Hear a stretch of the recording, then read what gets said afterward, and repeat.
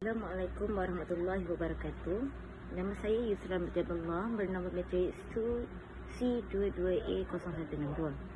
Pada hari ini saya akan menceritakan, membentangkan mengenai subjek SEM 3173, iaitu Teknologi Multimedia dalam Permuziuman. Saya telah memilih Muzium Strait dan Oriental yang terletak di Pulau Pinang. Seterusnya kita boleh fokuskan kepada jenis koleksi lah kan. Jenis koleksi yang ada dekat Strait Oriental Museum ni iaitu ada 3 jenis: etnografi, arkeologi dengan teknologi. Okay.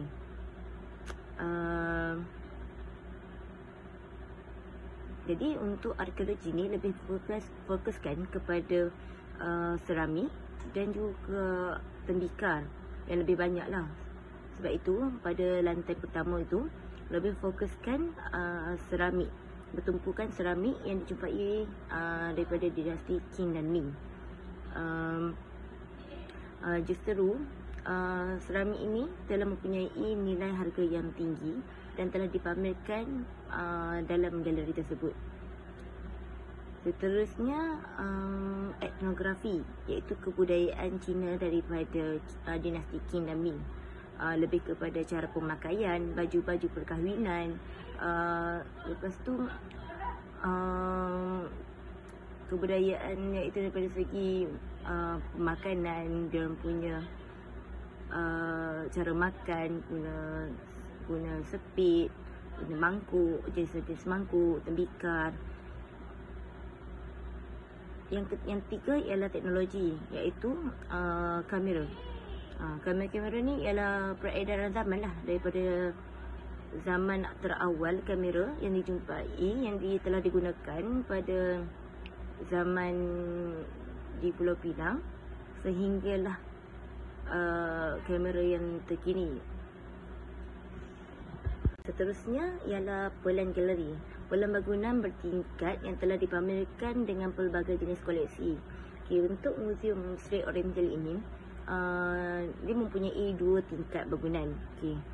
Dalam pelan pertama, ketika masuk ke pintu masuk muzium ini, kita telah menampakkan bekas kaca yang panjang pada bahagian tengah dan kiri, dan pada sebelah kanan juga ada tempat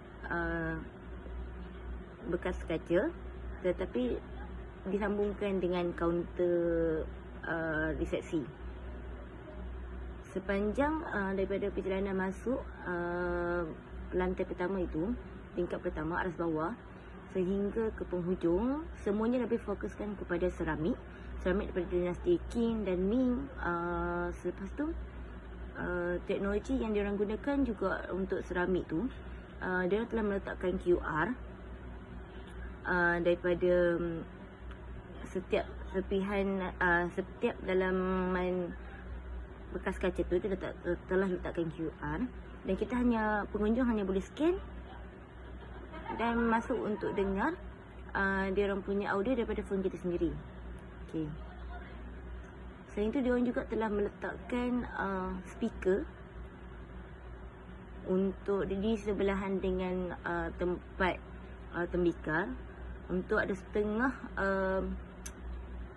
dalam dekat tengah-tengah tu dia letakkan TV untuk display sejarah-sejarah dan menceritakan dalam 2 jenis bahasa. Dalam bahasa utama dia orang telah menggunakan ialah bahasa Inggeris lah. Dia orang telah menggunakan bahasa Inggeris untuk menerangkan kepada pengunjung. Untuk tingkat kedua, kita lalu sehingga ke penghujung tu, kita masuk ke satu kawasan untuk naiki tangga. Dekat situ ada kawasan tempat rehat dan juga tempat bekerja office diorang lah, pejabat diorang, dan juga tandas. Okay, naik ke tingkat 2, kita akan jumpa dulu TV kecil yang telah diletakkan pada dinding, yang menceritakan sejarah-sejarah barangan koleksi yang ada dekat muzium tersebut. Dekat atas tingkat 2 itu terdapat 2 jenis bilik, iaitu yang pertama bilik kamera dan juga bilik kedua ialah bilik kebudayaan Cina yang telah fokuskan kepada dinasti Qing dan Ming lah. kebudayaan Cina yang ada dekat situ, diorang fokuskan kepada majlis-majlis macam pemakaian perkahwinan, pemakaian dinasti yang ada sejak dulu, dan juga cara diorang hidup, budaya-budaya sebelum ni. Dekat dalam bilik kamera tu pula ada display TV dalam tu yang menceritakan macam mana penggunaan kamera daripada zaman tu. Lepas tu diorang punya menggunakan typing yang jenis lama tu. Okay, dekat lepas keluar pada bilik tu, dekat dinding mempunyai ada pelbagai jenis lukisan dan juga penerangan dan QR yang terletakkan pada dinding-dinding. Di penghujung, dalam cadangan teknologi multimedia dalam Strait Oriental Museum, yang pertama sekali kita boleh menambahkan VR ataupun AR, iaitu kita boleh menampakkan koleksi tersebut lebih secara maya, dan juga interaksi antara pengunjung dan juga pihak muzium lah. Kiranya jika pihak muzium meletakkan VR ataupun AR, tarikan daripada pengunjung untuk melihat koleksi tersebut menjadi semakin lebih menarik. Okay. Yang kedua ialah penambahan interaksi audio dan skrin sentuh pada bahagian koleksi.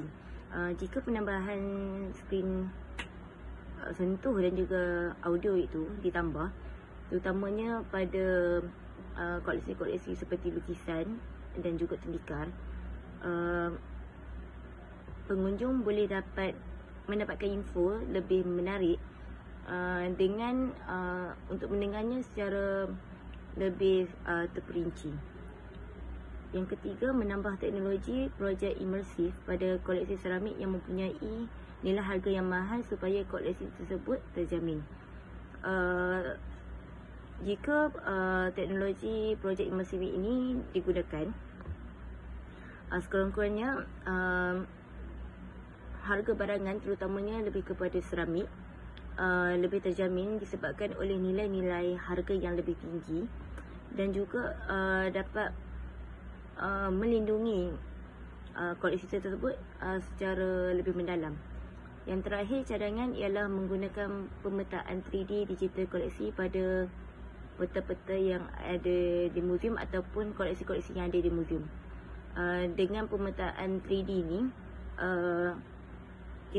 pengunjung dapat melihat koleksi tersebut secara lebih visual yang lebih terperinci, iaitu secara gambaran yang realistik, tanpa perlu pihak muzium menggunakan ruang yang banyak. Ya, disebabkan oleh tempat kawasan Strait Oriental Museum yang kecil, menyebabkan pengunjung yang datang dalam keadaan waktu yang ramai, menyebabkan ketidakselesaan antara sesama pengunjung. Sekian, terima kasih daripada saya.